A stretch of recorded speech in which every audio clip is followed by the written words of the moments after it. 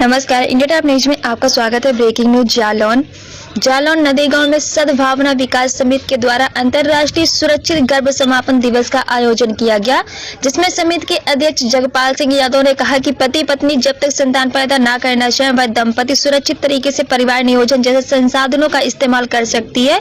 उन्होंने कहा है कि कभी कभी न चाहते हुए भी पत्नी प्रेग्नेंट हो जाती है, ऐसे में उनको असुरक्षित तरीके से गर्भपात कराना पड़ता है, जो उनके शरीर के लिए तथा आगे पैदा होने वाली संतान लगभग कुपोषित तथा बीमार ग्रस्त पैदा होती है।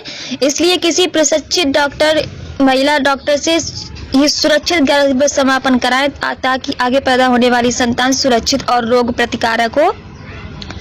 उन्होंने कहा कि आज हमारे समाज में ऐसी तमाम भ्रूण हत्या एवं लावारिस नवजात शिशु की घटनाएं घट रही हैं।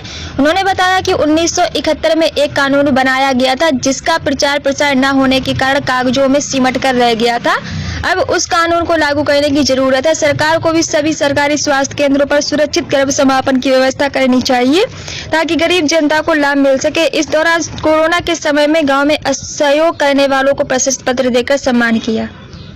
आज जो सद्भावना विकास समिति के बैनर तले जो आपका एक सुरक्षित व कानूनन गर्भ समापन दिवस का आयोजन किया गया है, इसमें क्या क्या बातें बताई गई हैं और क्या क्या दिशा निर्देश हैं?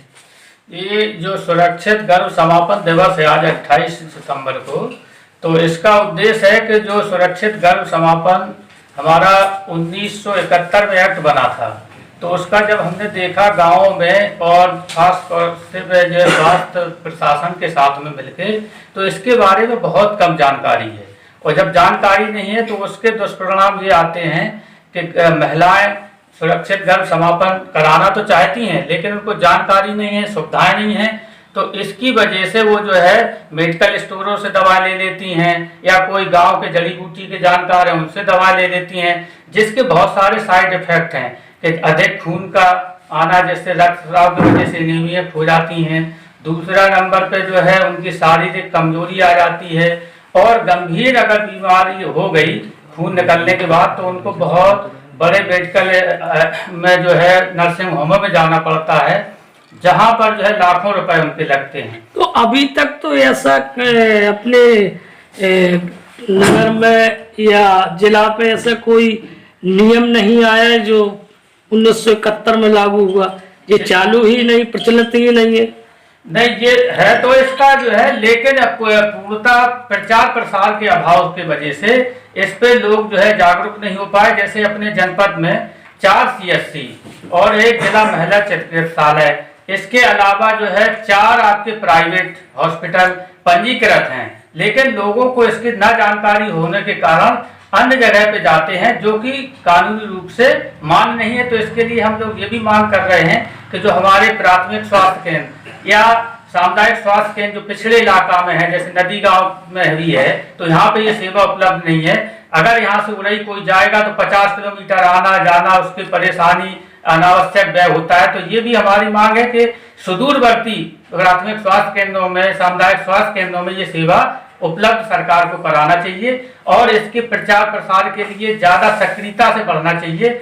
इसी के तहत हम चाहते हैं कि हमारा जो इस देश में मीडिया है, हमारे जो पत्रकार साथी हैं, वो भी इसके प्रचार प्रसार में सहयोगी की भूमिका हमारे साथ दें, प्रशासन का साथ दें सब लोग, तो ज्यादा से ज्यादा समुदाय को जागरूकता होगी और उससे जो है इस कानून का पूरा लाभ होंगे।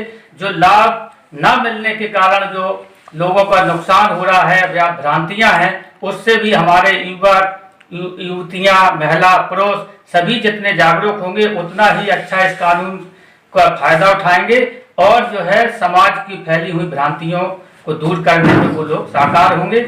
इसी को लेकर के हम लोग कोविड हेल्थ डेस्क सेंटर के माध्यम से भी सुरक्षित गर्भ समापन के बारे में जानकारी दे रहे हैं, जिसके लिए हमने 6 गाँव में समानता साथी हैं हमारे, जो पुरुषों के बीच में काम कर रहे हैं। क्योंकि हमारा मानना है कि महिलाओं के साथ साथ अगर पुरुष संवेदित हो जाएगा तो ज्यादा से ज्यादा उसका व्यापक प्रचार प्रसार होगा। क्योंकि हमारे सिस्टम में महिलाएं जो आशा हैं उनकी बात पूरी तरीके से नहीं सुनते हैं, पुरुष लोग हंसते भी हैं। तो इसलिए पुरुषों को भी जो है नियुक्ति सरकार को करना चाहिए कि जो पुरुषों को संवेदित करे। Thank you. सब्सक्राइब करें इंडिया टॉप न्यूज चैनल और बेल आइकन दबाना ना भूलें। इंडिया टॉप न्यूज अपने क्षेत्र की खबरें सबसे पहले पाएं।